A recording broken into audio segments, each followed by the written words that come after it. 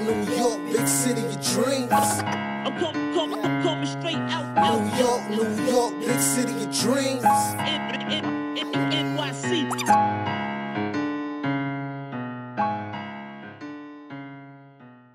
Joakim, hard to believe you've got this New York hat on here, but a homecoming for you. What is the most exciting part for you coming home playing for the Knicks?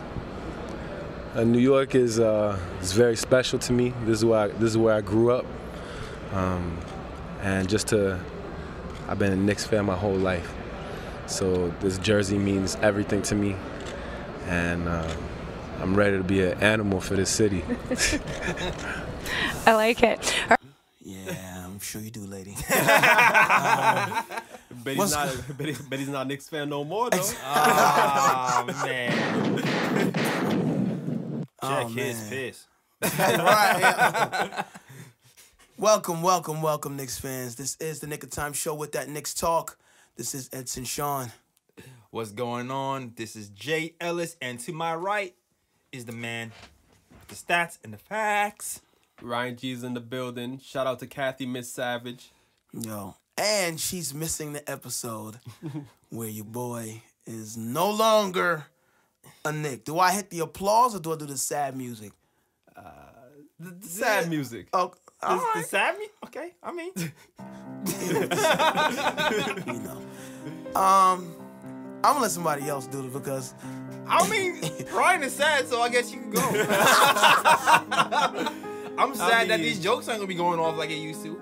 I mean, I'm not sad at the fact that he's left the Knicks, but I just feel like, you know, after hearing that clip and how hype he was when he first came to the Knicks and now he's gone, it's like, it's kind of sad for him in a way, you know what I'm saying? It's sad for him. It is because it didn't end well.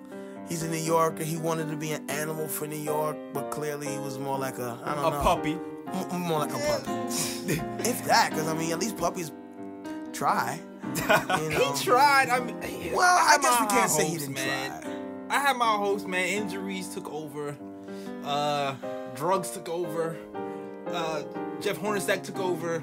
Listen, I have to say that I don't want to say I told you so, but I just felt like the injuries really got the best of him, and I don't want to say blame on Thibodeau, but he likes to run his athletes, man.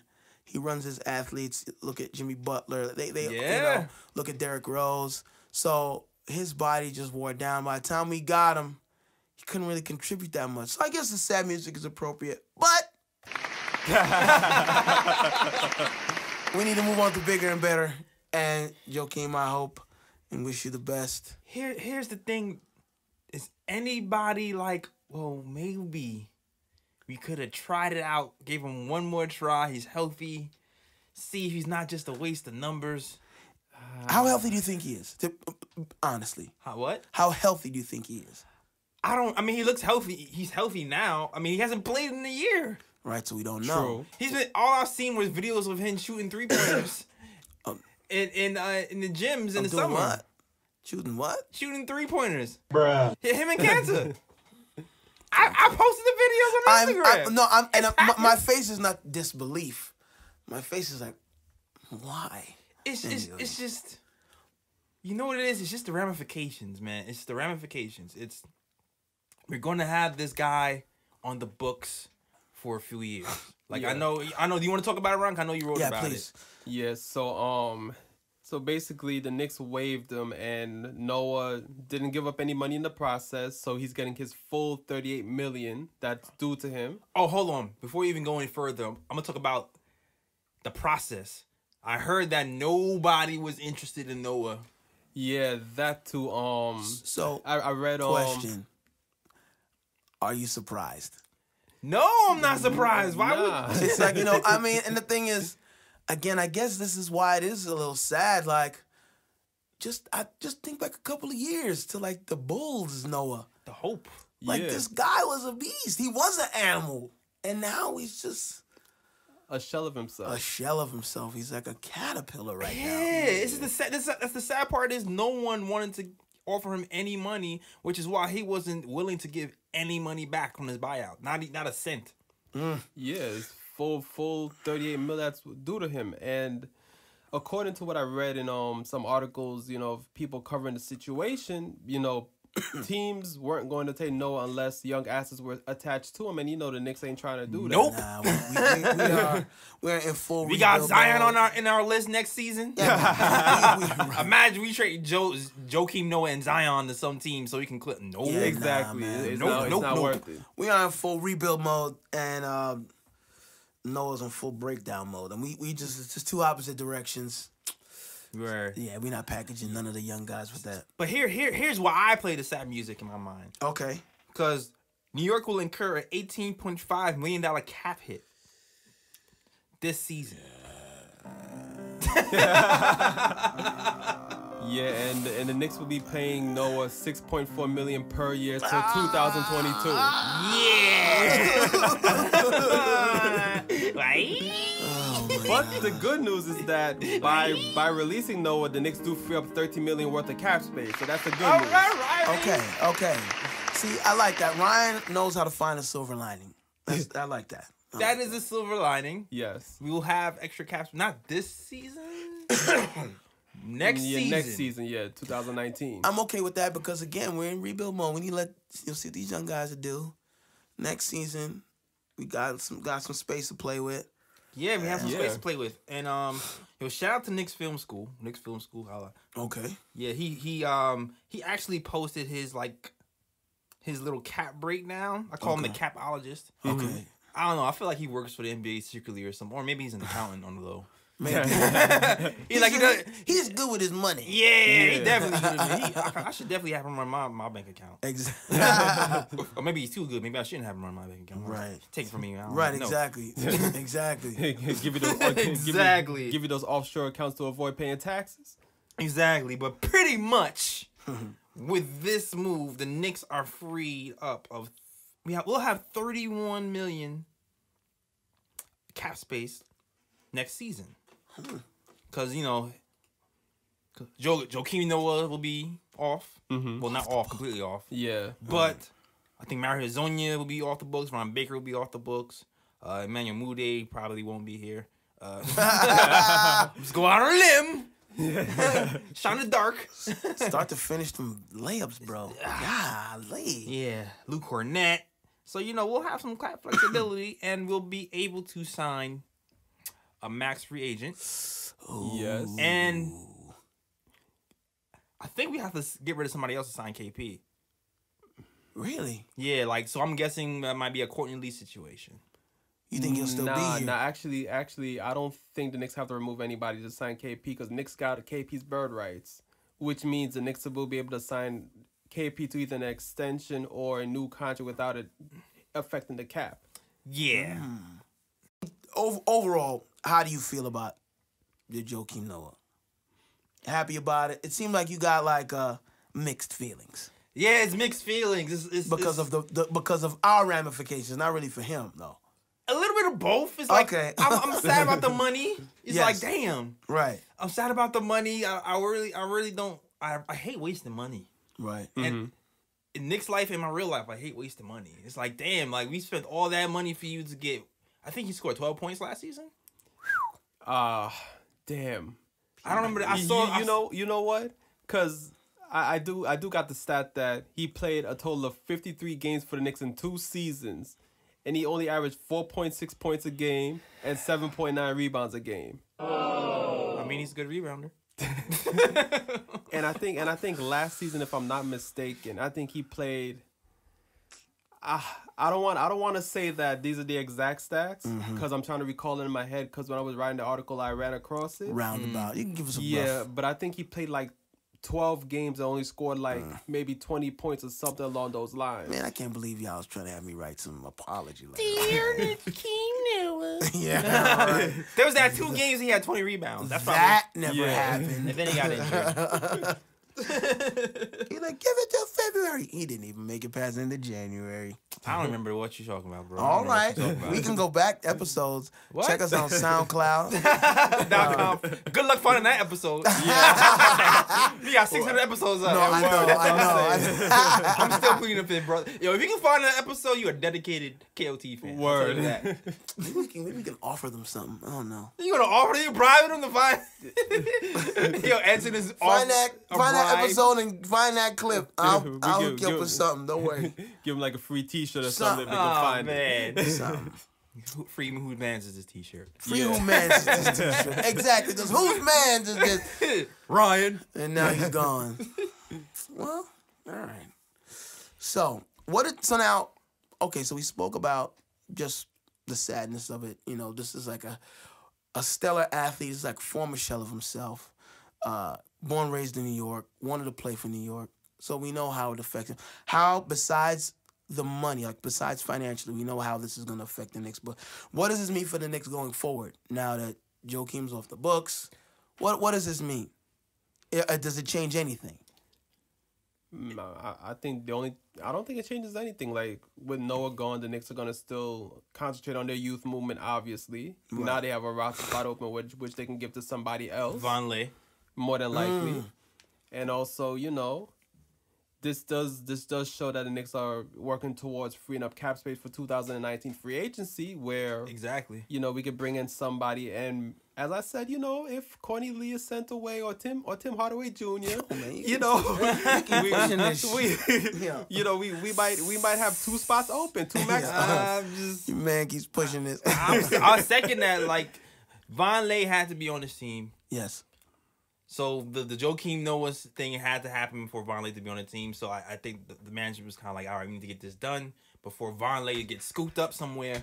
Right, and they're going to find a use for him. Yeah. Because he's definitely a board bully, man. Exactly. And with our lack of center big man depth out there, Exactly. we really need Von Lay. Because after Cantor, who's getting the rebounds, really? Exactly. Lou Cornette ain't getting no rebounds for you. Oh, definitely not. And neither's Mario. Yeah, Mario's a power forward, small forward. He's not really a big bruiser guy. Nah. Mitch can get you rebounds, but More than likely, he's going to be in the G League to start the season, according to what Fizdale is saying. Oh, Mitch. you know what? We can talk about that too because he's posted. I kind of because you know what they said that like you said, Fizdale said that Mitch will be spending some time in the G League, but I'm wondering if he's gonna be away from the team like that, or is he just gonna use it to double his minutes? Because I know when you watch Mitch, when I see Mitch, the coach pulls him a lot because he's winded. Yeah. So maybe he's using that as a way to get his conditioning up. I think it's 2 parts. It's like he's still like kind of raw in certain things he does. He can't really set picks all that well right now. He still has some kind of rotation issues sometimes. Yeah. But so I think it's a twofold thing. 1 to get his conditioning up, and 2 just to get some NBA reps in. Yeah. So yeah. I don't think I'm not sure if he's gonna be away from the team that much. I feel like he's gonna be strategic. You know what I'm saying? Yeah, like how they did Dotson. Yeah, I was just about to say that. Yeah. Right. Like how when their days off, Dotson wasn't getting big minutes, so they sent Dotson down to the G League, like when on their days off, and then he would come right back to the NBA and then play those games. I don't think he's not going to be available to play. Yeah. Is what I'm saying. Right. I think he'll be available to play, but they just expect Cantor to play like 30 minutes. Yeah. And Beast, which is why they sat him for 2 preseason games. Oh yeah, because they know that he's big about the work here. I mean, damn, the way the dude played in the first 3 preseason games, you already know he ready. Oh, he ready. He ready for that. He ready for that. He's like, I'm trying to make the All-Star team this year. Yeah, I'm ready. Cantor's here to play. Super facts. But I think the G League for Mitch is gonna be good, especially since he had been away from organized ball for so long. I think that's gonna be good for him. And again, like you said, the little things that you need to do in the NBA, because now you put a little weak screen, that ain't doing it. Nah, they're running through you. Yeah. The point guards are running through you, so it's like he gonna get hurt. Like Nick's Film School, I shouted out twice this episode. He posted the video and he was trying to set a screen and he's setting the screen with his knee. That's And it just looks like an injury waiting to happen. It is an injury waiting to happen. Yeah, either an injury waiting to happen or the ref's gonna call you for a moving screen. Yeah. Right. Oh no. Yeah. And I think he has to get used to you got to take some contact, bro. Like I think he Yeah. positions himself so he don't get as much of the contact, but He does the. He sticks the foot out. That's what I'm trying to Yeah. say. That's what I'm trying to say. Yeah, you can't do that. He's thin, so he's not that wide. So I don't know if you get that shit. Yeah. He's trying to wide himself up. Exactly. We gonna feed you this season, man. That's all good. So, there's a rumor that your man, the Brow, Anthony Davis has listed the Knicks as one of the teams that he's interested in if the Pelicans don't work out. Yeah. Yeah. On the list. Now, how do we even want this to happen? Because how would he fit? How would he fit? Who would we move? Yeah, what would that look like? Well, I mean, Anthony Davis is about to be the best player in the league in a couple of years. Yeah. So it's like, Right. so I mean, like if Anthony Davis want to come to New York, I'm like, yo, come through, my guy. Like, It's like we'll move whoever we need to move. exactly, yo. But And we'll build around you and KP. exactly. We have twin towers. And that's what I'm crazy. thinking. I'm thinking Yeah. That's like the David modern Robinson, that's like Twin David Towers. Robinson and Yeah. Tim Duncan right there. the modern Twin Towers, threes, Damn. picks, shooting. Yeah. They both can run the floor, handle the ball, shoot Yeah. the ball. And they both can block shots like crazy. We would lead the league in blocks. Oh, easily. Between Mitch, Easily. KP, and AD. Easy. It would be easy. First off, defensively, we be locking so many teams up just with the length alone because you have those guys. You got Frank at the point. Yup. I don't know. Frank at the point, Knox at the 3. That's what I'm saying. KP at the 4. I guess Anthony Davis at the 5. I guess Switch him around. Mitch from the bench. Yo, the team's combined wingspan would be crazy. And it's like Maybe have Cheer starting on. usually, I don't know. I don't know. You know, but like, and usually when you have big guys like that, then usually the downside is the speed, but you don't even lose speed with that. Nah. Which is the thing, is like you don't lose speed with that lineup. Yo, here's the thing. Do you think there'd be like a friction thing happening? With like, I'm the man. No, No, I'm but the that's- man. so that's because they're what- because- so similar. Listen, that's the issue that Miami had when they first had the big three. You know, it's like, why isn't this team should be an automatic win? Why didn't they win? Yeah. Because Wade wanted to be the man, LeBron wanted to be the man. Bosh was just happy to be here. He's Yeah. like, hey, You know, it's like, yo. just can't collect my ring. Right, exactly. My ring size is 13. Yeah. You know, but yeah, they had to figure that out. So I think there may be some of that. We don't know how big their egos are. You know, but because when you come from being a man on the team, like you expected that's what's gonna happen on the new team too. But somebody's got to sacrifice, and they have to decide who that's going to be. All of a sudden, you have like 5 maxes on the team. Like, got KP, you got. That's what I'm saying. That's when it becomes like a personality management. It's like, okay, Exactly. how do we manage this? And then deciding who is going to sacrifice. Like, somebody got to sacrifice. You all can't be the man. Yeah. I just keep thinking when we had Stephon Marbury and Steve Francis here at the same time. Damn. Train wreck, bro. Word. Train wreck. I mean, And it was like, can this work? nah. It's like they're similar. I mean, the height difference. This is a height difference, though. That was right. Mm-hmm. Right. But Maybe how tall was Steve Francis? I don't know. The same height as Marbury, probably. That's correct. That's what I'm saying. Yeah. It was just, it wasn't gonna work. They're too similar. Even their styles of play, like, I might risk it though. you know. But I might risk it because AD is nice, man. Yeah, that's what I'm saying. AD is what I want KP to be when he grows up. right, and Yeah. that's why I was like, how would that work? Because it's not a matter about, oh yeah, best player in the world, yeah, we want him. But it's like, The fit. are we keeping? You're gonna keep KP, yeah? Oh, yeah, of course. Yeah. Okay, so of you keep course. KP and you bring Anthony Davis. How do you move those pieces around? Like, how do you get those people to work together? Fizz make it work. Okay, you know, listen, I'm all for it. Positionless basketball. Yeah, that would definitely be the definition of positionless basketball right there. You got 5 guys that can just spread the floor. Because I think that's another reason why Golden State works. Because people are willing to sacrifice, like, yo, I'm going where? Oh, so I'm probably going to walk away with a ring? Okay, what do you need me to do, coach? Yeah. You know, so Yeah. it's like, if that can be a situation with the Knicks, like, yo, you guys play together, we could possibly take this to the house. Oh, really? Yeah. Okay. All this is still pipe dream to me, though. It's just, of course. You know, it's all pipe dreams. Everybody can make lists like they want. LeBron had us on his list too at one point. You know, and you saw what happened.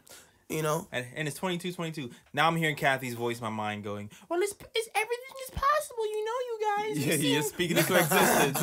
Speaking to existence. What did she say? You never saw LeBron and the way nah, coming she together? was right though. She was right. She was so right. I'm like, damn it, Kathy ain't right. Team Leo. That's that Team Leo. I'm like, but listen, but seriously, nobody thought about those combinations at all.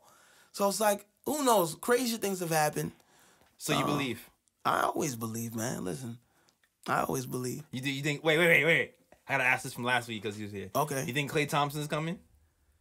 I don't know about Clay. Thank you. For those of you who's watching last week, that's 2 on 2. There was like 3. Oh, you think Clay's coming?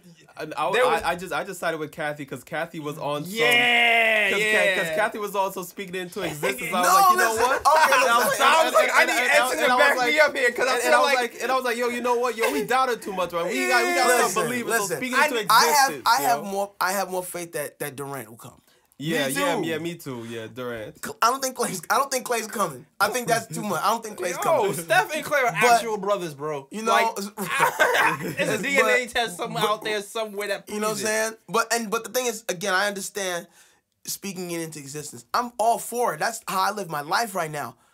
But I'm like, So I'm saying it's just Scorpio Clay? Leo thing is switching up now. I'm telling you, Clay, you know, I don't know. it's not happening, I don't man. know, They are blood brothers for real. I'm telling you, we are a But cotton swab away from figuring out they're really blood brothers. But what we They're not really need, switching but those what we guys really, up. I don't want. And again, I'm not taking nothing away from Clay, but what we really need Clay, we get KD. No, That's what I'm saying. But I'm just saying though, can you imagine if we get both of them? The Knicks, I say Knicks would make the finals that year. They'll be like, yo, everybody else sit down. Exactly. We just playing with these three. exactly. Word. That's what they're doing. That KP, KD, and Clay. We just playing with them. word and Frank and Knox. Right. Frank and I, right. That's it. Everybody else, you just sit down and watch. Exactly. And Lance Give me your ring sizes. No, Lance not. Okay, never mind. Or Lance No, make well, him dance. you know what? Listen. I mean, he can still come off the bench. But listen. Wait. These past couple of preseason games, Lance been making them dance a little bit. Yeah. You can see him work on his hand Hold a little on, bit. Lance Thomas, aka Draymond Green clone. Lance Thomas. Yeah, we talk about that Lance Thomas. Okay, I stressed a little bit too much. That was definitely a stretch. That was a Fizdale stretch. Oh, now you don't believe. Okay. Listen, I believe. I'm also looking at stats. Like he ain't Draymond yet. I'll say yet. You know, that's where the hope comes in, Yeah. Yet, right? Because I still don't believe it. I'm sorry. I don't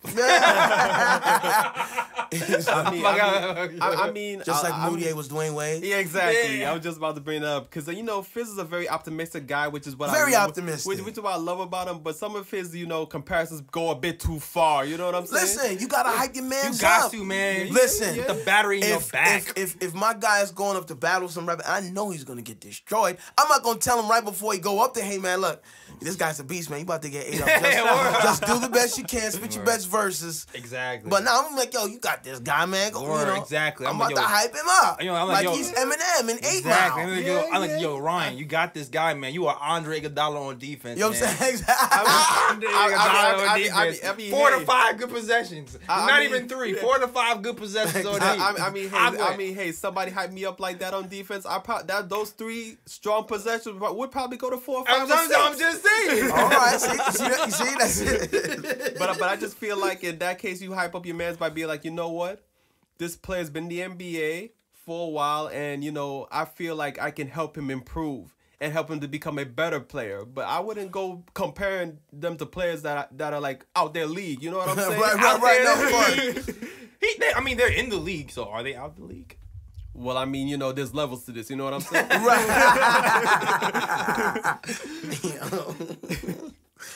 Oh man! All right, so we're gearing up, getting ready for the season. Yeah.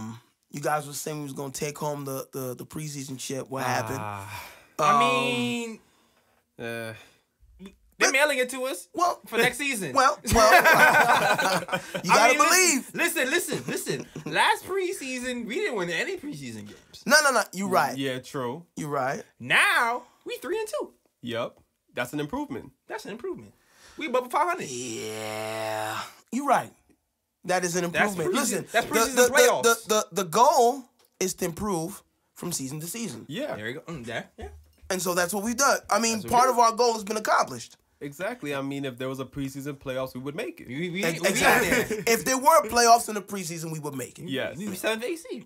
Exactly. We are above 500. Yes. Wonderful. On the way. Yes. On that note, So we didn't lie. but we didn't lie. Well. I don't know about that. We're talking about the chip. This mysterious preseason chip. That Where's the lie? yeah. So, on that note, let's talk about this Knicks and Wizards game. Right? The Knicks versus Wizards recap. Wizardry. Stats and the facts, man. Yes, I'm going to get to it in a second. So, Okay, yeah, the word. Knicks lost that game 110-98. I'm not gonna go over the Wizards stats because it's preseason, so I'm not gonna be hard on the Knicks for now. Yeah, now we just want to evaluate and see, I want to see Yeah, Wall exactly. and Bill's stats. Yeah, they were. I mean, listen. They were killing us. This is the Nick of Time show, but my God, Bill, You know what? Matter of fact, I could look that up right quick because that guy's a problem. Yeah, because it was in my blog. I did write down what they scored combined that game. Right. The feel- Nick of Time Show.com. Right. Yes, I- the niggatimeshow.com. Read it right now. I also feel Okay, so John Wall had 20 points and Bradley Beal had 14 points. They combined to score 34 points, and Jeff Green also had 16. So those three together scored 50 of the Jeff Wizards. Green had to play the Yikes. game Yup. that night. Oh, it's the Nick of Time. Don't be giving them ooh picks. Nah, I'm not. Listen, I'm not saying what happened. You was No, too I'm excited. You was too excited. Listen, that was That was an ooh pick though. okay. But, If it was on the Knicks, it would be a ooping. yeah. You know. I didn't see it. But, all right now. Yeah, so I'm gonna get into the stats right quick. Okay. Alonzo Trier off the bench had 18 points, 4 rebounds. That's your sleeper. I'm saying. That's your sleeper. Yeah. Stay woke, bro. Tim Hardaway Jr. also had a good game, 18 points, 3 rebounds, 7-12 shooting from the field. Okay. Okay. Isaiah Hicks, 11 points, 3 of 3 shooting from the field, 3 rebounds. Okay. I'm telling you, Isaiah looking better. I'm not saying put him on the team, but he's improving. Frank Ntilikina had 10 points, 4 rebounds, 4 of 7 shooting from the field, 1 of 2 from 3. How many assists did he have? He had 2 assists. But I mean, I'm gonna give him applause anyway. You know. And he did it Yeah. in 2 quarters. Right. That's why I wanted to give applause for it. You know. at the end of the day, he was still aggressive on offense, which is what I like. That's what I'm really impressed with him in the games that I've been seeing is his aggression on the offensive end. Yeah. Picking up. Also, Trey Burke, 10 points in 20 minutes off the bench.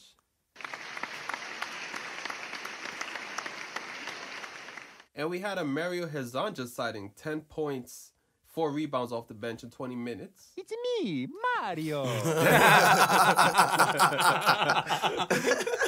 Now More nice things. Now I'm going to get the team stats right quick. Okay. So the Wizards shot 46.2% from the field, while the Knicks shot 43%. And also the Wizards out-rebounded the Knicks 49-39. We miss you, Cancer. And also the Wizards moved the ball around nicely. They had 28 assists. All right. Yeah, but the Knicks held the advantage when it came to creating turnovers and steals. Together, like, both teams had 21 turnovers, but the Knicks had 15 steals, which I think is a pretty high number for a game. That's pretty damn good. Pretty active there. Okay. Yeah. All right. So what were some of the takeaways, standouts, things that we saw?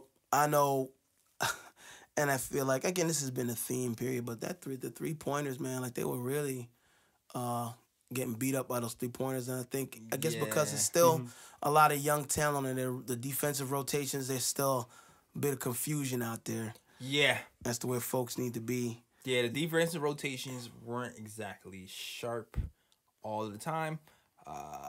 Some people have to, hand down, man down. Knox, I praise Knox the first couple of games. He seemed like very aware in defense sometimes. Yeah. This game and the following game, I feel like he kind of fell asleep sometimes. Yeah, I think that's a concentration thing. I think one of the things I know is knowing when to switch. There was a situation with Frank and Mario, and yeah, man, Mario especially, bro. Yeah, Wake the hell up, man. How long has he been in the league though, bro? He's been. Here's the thing. The same years as KP, like 4. No excuse then. Yeah, but the thing now is like his situation is kind of like a Moutier-ish situation where he wasn't getting the time when he was with the Magic. Okay. Yeah. So when He you're not wasn't getting really- the reps in, yeah. He wasn't really getting the reps in. He got the most reps with the Magic at the end of last season, which is why Right, because that's when we saw we could do finally. Yeah, like even when we listened to this show, I actually didn't want Mario. Right. We did our free agency episode, and I was like, I don't want him. And then he started playing well. I was like, well, maybe we should look at him. Listen, man. I was like, maybe we should look at him. Mario's the perfect example of you gotta stay ready so you don't have to get ready. Yeah, man. When his number was called, he was ready to go. He's like, I've been waiting for this moment. Yeah, he's cocky as hell, man. But I need to see more of it on the court. We'll see if he gets into it as the season gets there. But yeah, Mario's defense has to step up. Yep, for sure. But the story to me of this thing was one was Frank. Like we mentioned earlier, his aggressiveness versus John Wall. Now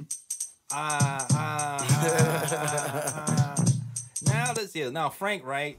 He thought he was gonna have the bars. Nah, I didn't have the bars. But Frank, he was getting cooked by John Wall a little bit. But you know what? I mean, it's John. I'm about to say it's John Wall, and I don't know what John Wall was eating or if he was on the same James Harden program. He's definitely gotten bigger, and I'm like, this guy, okay. And the Knicks beat the Wizards at home.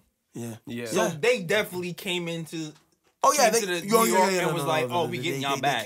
We getting this." Beal was like, "Yeah, I'm on 10." Yeah, like the type of shots Beal and Wall were hitting weren't all the way easy shots. Nah, there was one where Frank was like, you couldn't play the defense any better. Beal steps back and Frank's in his face. 3. Rare. I'm like. But all along on the offensive end, I love what Frank was doing. He was attacking. He was head faking. He was like shooting off the dribble. And he wasn't settling for threes or jumpers. Yeah, man. I liked what he showed from me, man. Yeah. So shout out. I want to see a little bit more. To be honest with you, there's still certain things I want to see from him, but it was Like a step in the right direction. Like what kind of things you talking about? He was aggressive. And I feel like I've been saying this all week and a half. He's aggressive, but to me, he's not aggressive in certain what I call point guard spots, top of the key spots. He still looks a little bit awkward at the top of the key. Yes, when he's initiating the offense. Yeah, and that's the thing that I want to see him improve. But like on the sides, on the wings, after like a little head fake and go, he looks very comfortable. Yeah, like he runs pick and rolls well. But there's still I think, one more gear. Agree. Yeah. I think the initiating the offense at the top of the key is definitely where he needs to improve. Because I think he's most effective, like you said, when the head fake and dribble penetration or head fake pick and roll. He does that very well, and he's very good on the pick and roll at finding his man. Yeah.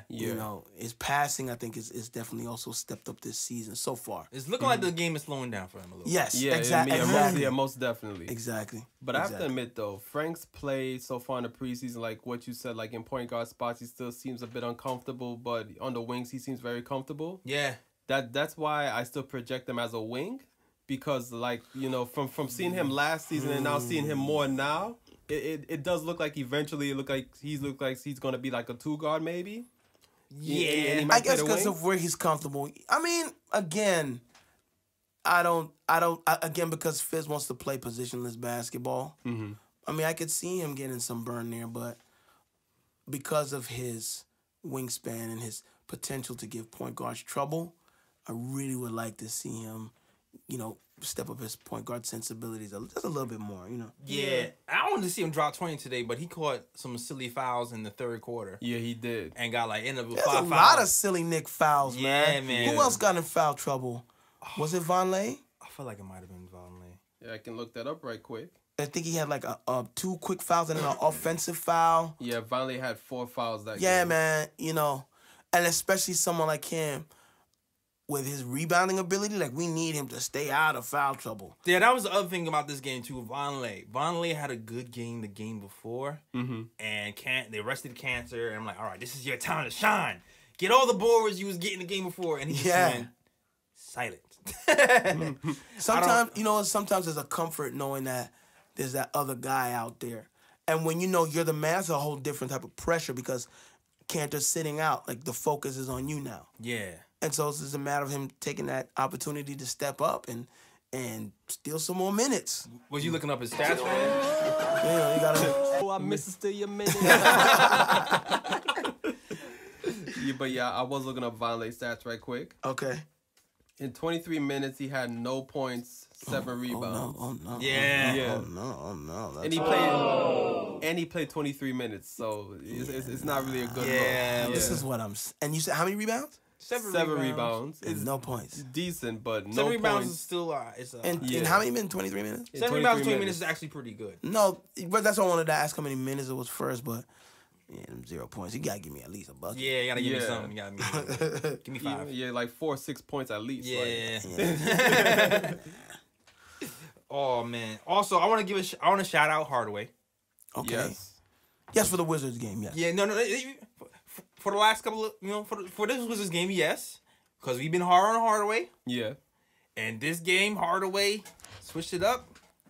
He was in attack mode. He didn't settle.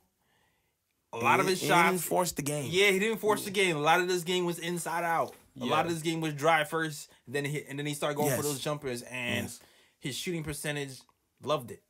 Yeah. He shot over 50%, so Exactly. Which for Tim Hardaway Jr. that's rare. So Pretty good, yeah. For now, we're gonna see. yeah, for now. He's trying to earn that check, so we might have to hold off on that hashtag just until. Exactly. So he was working on leadership in the summer, right? And Now in the preseason, he's working on his actual game. he's working Yeah. on the shot selection,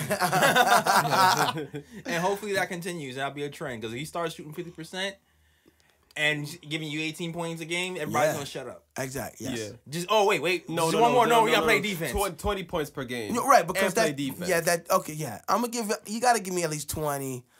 Again, I'm just that check, man. I think that check is not an 18 point per game check, man. I would take 18 to 20. What's is that a huge difference? 18 to 20? I mean 20. Whatever. Think about to me, 20 a percentage game. is 20 a game. Fine, 20 a game. Right, you Yeah. know. I need That his defense. 2 point difference. Yes. No. Of course. I need Bill not to cook you. Yeah, but Bill's a tough Yeah, handle. He's yeah. a tough handle, but Yeah. I need you to fight back. Right? No. Yes. Do something. I need you to hit a 3 in your face, not Right. like a 3 when you're like, Wide open. yeah. Well, I mean, we want you to hit those too. But Yeah. anyway. And my guy Knox too. Okay. My guy's struggling, man. He's Yeah. struggling. Yeah. Again, listen. Hey, welcome to the NBA, man. Fizz is keeping him out there. I mean, he's riding that. I pony. mean, as he should because he's riding that way, man. He's keeping him out there, bro. I mean, as he should because as they say, the only way you grow is if you're uncomfortable. You gotta Yeah, put 'em but out we there. want to win games too. We don't want to be that uncomfortable. We don't want to be too uncomfortable. What do you think is his biggest knock? The biggest knock on Knox? His shooting hasn't been the best. Mm-hmm. I feel like that is going to come though. I think so too. But while his shooting is sucking, I want him to step up the defense. See, now this is why for me too is like when ballers have that slump or they're not scoring well. Like I feel like that's the opportunity. Those all right. The shot's gonna come because you've been playing balls for however long. Mm-hmm. But like now is the time to like Yeah. focus on defense. Okay, how can I? Okay, I'm not scoring right now. How can I strengthen my defense and still contribute to Yeah. the team? And then once your shot comes back, now you've just got this arsenal added. You know, You're long. I still want you to get a block and a steal. I still want you to work on those little things. Even if I still want you to not. To me, his pick and roll defense.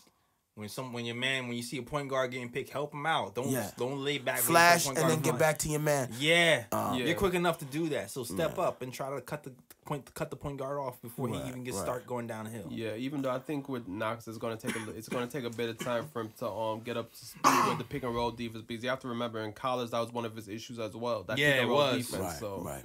So and that's the thing too. I mean, and for me, even if he doesn't get the blocks, at least the steals, disrupting plays, getting in the passing lanes. I think if I'm gonna say there's a general knock on like the younger guys, I think, and again that's a learning curve, is their position defense, getting in the passing lanes and things like that. Unless your name is Frank Ntilikina, because then you're a freaking savant, man. Yeah. You watch Frank on plays, he guards like 2 or 3 different people in like 5 seconds. But he's so smart, and he recovers really well. And he covers teammates' mistakes sometimes defensively. Yeah. It's crazy. It's crazy if you watch like a 5-second clip of him just going from here to here. Right. It's like, he's like, all over the it's place. Masterful. Knox, watch your boy Frank. Yeah. All right. Well, and that was the Wizards game. So again, not to say that these don't count, but I mean you get an idea of what's up. So, somebody's been getting real chummy with Fizdale. Yeah. And it's so funny, right? We just mentioned earlier about the big 3. Yeah. And the guy who was just happy to be here. Now there's somebody who's just happy to be in New York. Yeah, the big 3. You talking about you talking about the Wade, LeBron, and Bosh big 3? Yeah. Chris Bosh. Yeah. So Chris Bosh needs to be getting pretty chummy with Fizdale. Word. And Knox too. I heard he was giving Knox advice. Yeah. On how to, and again, handle the pressures of being a top pick. I'm all with that. Because he needs that mentorship. But there's a rumor that Chris is open to joining New York. Would you take him? A Raptor in Manhattan? I mean, I like what the Knicks are doing right now with the youth movement and everything. Like, I don't see how Chris Bosh would fit in. You just call him old, huh? Did you just call him old? I mean, damn. I mean, is he even 40? I mean, Bosh is over 30. I'm just saying, like, Christ. I mean, 30 in NBA terms is old. Damn. So what are you saying about Vince Carter? I mean, that man's a grandpa. Jesus Christ. Damn. Oh, cold-blooded. You Uncle Drew? I mean, yeah, Vince Carter's like an Uncle Drew in the NBA, but I mean, he's nice. He can still play, but I mean, you gotta keep it real. My man is 40. 40 in the NBA is grandpa age. Let's keep it Vic real. is killing it. All right. Yeah. But Chris Bosh is a relic. I mean, not a relic. Because Chris Bosh was. I feel like Chris Bosh was underrated when he was in Miami, man. Yeah, he was. But you know why he was? It's not underrated, right? He was the man when he was in Toronto. He could ball. Chris Bosh could ball. So it's like people were surprised that he's hitting threes and he's got these moves. He was doing that in Toronto. But when you have LeBron, Dwayne Wade, and Chris Bosh, okay. Yeah. We already know it's going to be Wade and LeBron duking it out. Bosh is just going to be sitting by with popcorn. Because not to take away from his skill level, but like, okay. So you don't want Bosh as a popcorn role in New York? Here's the thing. I know Ryan was saying with the youth movement, he doesn't see a role for him, but I like the idea that he's mentoring Knox. And if there's a way to get him and it doesn't interfere with our youth movement plans. So have him on as a coach like Royal Ivy. Yeah, like, listen, even if he just comes in 2-3 minutes a game or whatever, him being there and being able to mentor these younger guys can be a benefit. Yeah, him mentoring KP and Mitch? This is what I'm saying. That'd be kind of dope. This is what I'm trying to say. So it's like, if there's a way financially to get him on board and not interfere with the youth movement, I'm actually for that, actually. He plans on joining the NBA again. I'm just letting you know. Yeah. He does. Yeah, he does. Okay. Again, listen. I'm for it. I'm for it. If there's a way to make it happen, and again, but it has to be in such a way that doesn't interfere with this youth movement. Because That's the problem. Because we gotta get rid of Von Lay or somebody to do that. Who we getting rid of? This is what I mean. Who we So- getting rid of? Ron Baker. Well, then you know what? Hey, listen. Continue to be buddies with Fitz and come and hang out at the practice and all that. Would you cut Ron Baker for Chris Bosh? Nah, man, because Ron gives us a lot of hustle and energy. Would you cut Moutier for Chris Bosh? Yes. Yes. Absolutely. Problem Yes. solved. Without question. Resounding yes. I don't even have to think Heart twice. murmur and all. Yo. Because Chris Bosh has the heart problem. Yeah. Who Yeah. else had that? Didn't Jeff Green? Yeah, he did. He had a huge heart issue. Yeah. Yeah. But he was so. And you see Jeff Green's killing right now. Yeah. Yeah, I think we solved it. Cut Moutier. Chris Bosh on the team. That's it. Yeah. So basically, he could play like the Jared Jack role from last Yeah, year. he's like That's our what Jared I'm Jack saying. of For the power big men. forwards. That's Yeah. what I'm saying. Now you see it. I'm telling you. I'm telling you, my work. I don't want him taking minutes from Mitch though. No. I don't want no situation where it's Yeah. like Chris is playing 30 minutes and Mitch is like What? 30 minutes? What are you talking about? Chill. 28 Come because on, that's nah, that's the most Fizz is gonna give him according to reports. Most Fitz is gonna give who? The team. Yeah, he said like the most they're gonna be playing is like 28 minutes because he was like, if you can play 30 minutes easily for me, that means you're not running hard enough. That's Yeah. his words. I like it. Yo, they made them pass a fitness test this season. Dude, Yeah. Oh, I gotta get the details of the fitness test. Oh yeah. Okay. Listen, I'm with it. If you are just not winded after 30 minutes, bruh, I need more from you. Yup. No, bro, this fitness test though, as soon as I can find it, is insane. That's crazy. I'm with it, man. Hey. Yeah. And also the Chris Bosh. I'm not surprised with the Chris Bosh the Chris Bosh connection with David Fizdale because remember Fizdale used to coach in Miami when they had the big three there. Yes. Right. So it is fitting. And then it's like when you look at Fitz is a likable guy. Yeah. So I can see, he's trying to get back in the NBA. Hey, let me go chill with my boy Fitz. Yeah, see get what the some lunch. Knicks got going on. Yeah, that was the whole. It was the whole switcheroo. Yo, Chris Bosh was trying to like chum it up with Fizz. So he like, hey, so you got a roster spot open? Like I know that was the end game. Right. Yeah. He's like, I like him.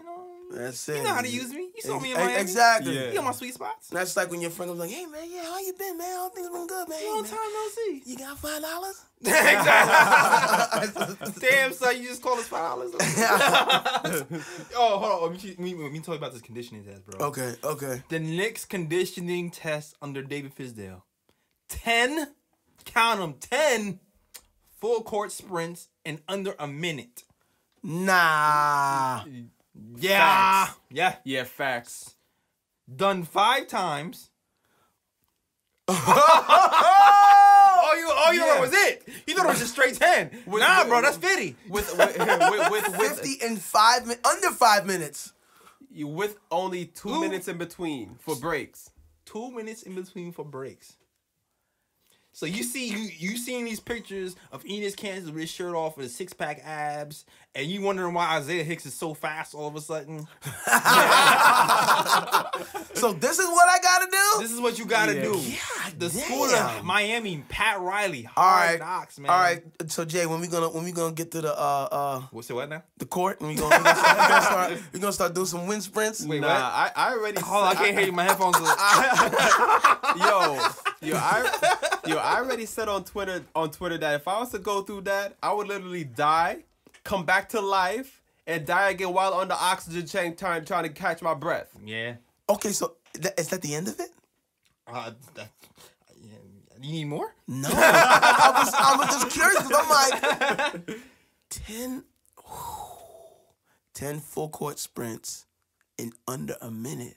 Yes, 5 times. 5 times with a 2-minute break in between each time. These are NBA athletes, man. And I'm just thinking, okay, the length kind of helps. Being over 6 foot, cover more ground, but still, Yeah, it's still Ain't crazy. ain't that much length pause in the world. Good catch. Because whoa. Matter of fact, you better be glad Kathy's not here, because Kathy would have definitely caught that. Nah, if I you caught ain't the say ball pause. No, before I he, even yeah, finished the sentence. he didn't even finish the sentence before he said Exactly. pause. I already knew. I ain't gonna run. Listen, he's oh man, Man, he's practicing so that it's like second nature when Kathy's here. Yeah. So you got to stay on. Now when your Kathy's toes. here, I'm on point too. I'm good. No, I know. That's what I'm saying. You got to be consistent though, because you're not consistent. You might fall Yeah, off. exactly. Stay ready so you don't gotta get ready. That's what I'm saying. Oh my God. Well, so again, I'm not opposed to Chris being on board. It's Kamudia. yeah. That's it. Listen, it's cut Moutier. And Moutier, I was watching. What was I watching? I think it was on MSG. The story of Moutier and his ascendance into the NBA. Oh, like coming from the Congo. Yeah, and he was playing overseas in China. Well, didn't even know the language.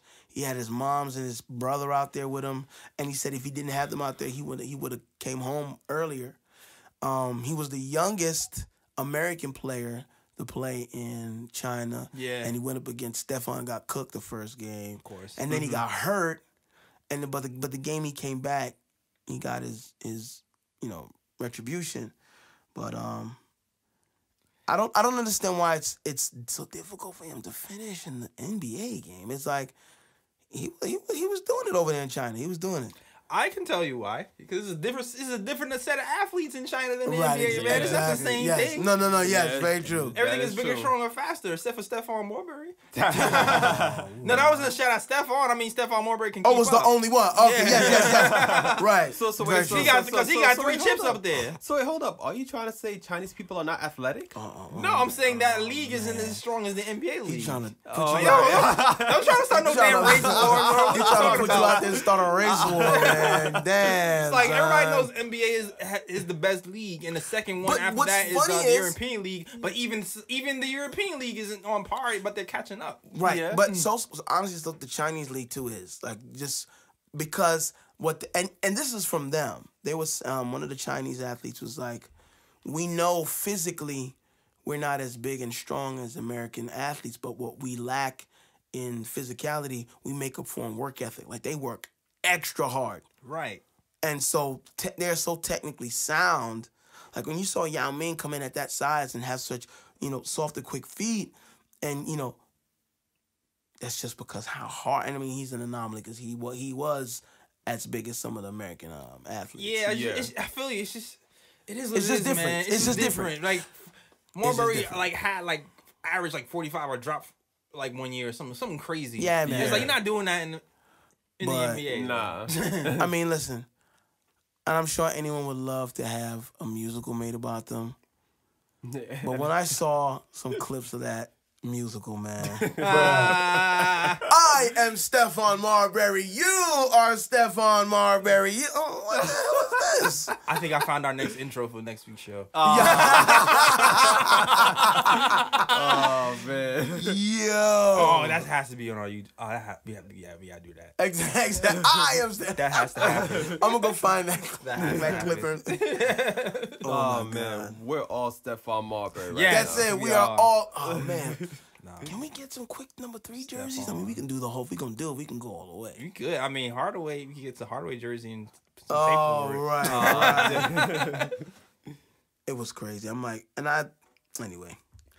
The next or the last game that was just played, Oh, that's right. the Knicks versus the Paint Jobs. Now, for those of you who are new Oh yeah. to the Nick of Time show, Yes. when we refer to the Paint Jobs, we are talking about the other team that resides in New York, the Brooklyn Nets. Yeah, they call them the Brooklyn Paint Jobs because they're not really. They're still the New Jersey Nets. Their team, they kind of just stole another team and put a paint over it. Painted black and white. Yeah. If it rains though, you're gonna see the blue under it. You know what I'm saying? It's not a good paint Right, job at all. exactly. It's kind of cheap joint. You know what I'm saying? It's kind of Exactly. like cheap Home Depot paint. Not a really good, not a really good paint job at Yeah. all. But yeah, stats and the facts, man. What you got for that game? All right, so the Knicks lost that game 113 to 107. Tim Hardaway Jr. led the way again, 18 points, 7 of 14 shooting from the field in 26 minutes. You're right. Okay. Mario Hazan just siding again, 14 points, 3 rebounds. Yeah. Oops. I think you meant to say Remix. And we had Noah Vonleh, 13 points, 5 rebounds, 3 assists in 19 minutes. Nice. Yeah. Yeah. The real Noah. Also, shout out to Frank Ntilikina, 9 points, 5 assists, 4 rebounds. Okay. Yeah. We like Fill up the that. stat sheet. I think I had a steal or something too. Yeah, and everybody else had pretty average stats. Luke Cornett had 9 points. He shot good 3-pointers. Okay. Get some rebounds, man. Yeah, get some rebounds. Yeah, he man. had no rebounds, so that was a bit trash right there. Whoa. Yeah, your man's Isaiah Hicks had no points in 4 minutes. Damn, you just had to do that. Come on, man. He's like, No, he has to read Isaiah Hicks. he's like, yeah, and your man I Isaiah. feel like that was personal. I feel like he really don't, read the bad stats. He just kind of philosophes over it until I ask. But this time he just volunteered it. So He's I like, don't know. yeah. By the way, your man Isaiah Hicks. Exactly. That's how I read it. Had no That's the energy I got when he said that. And Moody, 2 points, 2 rebounds, 3 assists. Your man is. Listen, Ryan on the low is just trying to throw in all these subs, all these bad stats. If you listen to this show, if you've been listening for the last few seasons, you know Ryan doesn't read bad stats. So if He's he's never reading read it- bad stats ever. If he's reading the bad stats, he's throwing subs right now. This is It's the like, first time. This is the first time he's ever done that. man. What is your what's going on? I'm just saying. I'm just getting context clues. That's Okay. all. He's like, listen, Context if clues. you're trying to earn a spot, this is not how you do it. Exactly. Oh, context. Okay, I think I know what you're doing. So the Brooklyn Nets shot 50.6% from the field, which is no bueno. Horrible. 40.5% from 3, which is also no bueno. Jeez. What was the percent? 40.5% from 3. Bruh. The Nets out-rebounded the Knicks 43-34. Oh, no. Can you stop? Yeah. Cantor was Okay. Cantor. Come on, man. Yeah, no. Don't blame it on anything. Like, No, that I'm just not- can't happen. That just can't. Was Vonleh, he was, He was there. okay, he was there. Yeah. Mitch was there, yeah? Mitch was there. Yeah, it was Okay. Mitch only played like 2 minutes. Okay. Not 2 minutes, but I mean, there. Yeah, No, I got you. I mean, Yeah, I mean, like, the highest rebounder for the Knicks that game was Vonleh Vonleh. with 5. yeah. Yeah. that smells like shit. Oh man, the whiff of that. Gets in your nostrils. Gets in the senses. Like the only good thing about the Knicks on offense that game was the fact that the Knicks only had 12 turnovers and they forced the Nets into 18 turnovers. That was like the only real positive. Okay. that is definitely a positive. Something, right? That is definitely a positive. Yeah. And the hoopla for this game was the starting 5. Yes. That's right. Starting at point guard. Yes. Ron El Presidente Baker. Yo. Listen, when I turn on the TV and I see the starting 5, I immediately text the group. I'm like, yo, El Presidente is starting at point guard? Yeah, man. Fizz is trying to Fizz was like, what the hell happened the last game? Let's play some defense. Exactly. And I think that was the message he was trying to send, man. Like, you're not going to play defense. You're not going to start. I don't think anybody was home, though, because no one got that message this game. Nah. Right.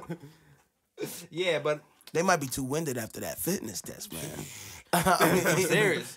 And Mitch, too. Mitch also started. Yeah, he did. Right. So that was something. But, yeah, this game, I'll just say, early foul trouble for Knox.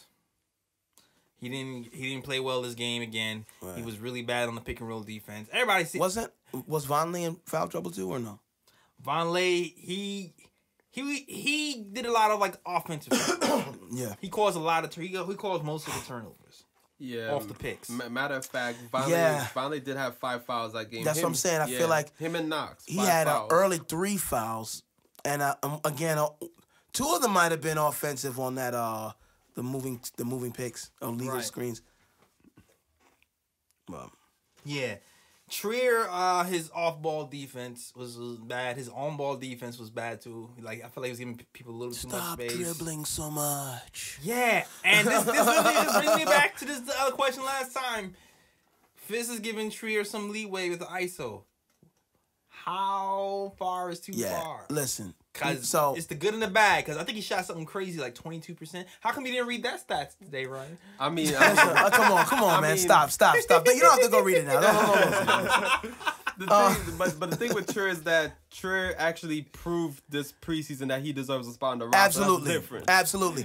Again, I Agenda. think, but I think Fizz needs to pull the reins a little bit with the ISO dribbling, man. Like, we know you got moves, you know you have an offensive arsenal, but use it wisely. Like, you know, this is the league. You can't break everybody down with the handle all the time. That's why he got a couple turnovers off of that. Yeah. You know. Yeah, exactly. I guess my bright spots for this game was like a mild Luke Cornett sighting at the end. Yeah. Where he went off for 3. Mario had a slow start, but he ended pretty well, ended pretty strong.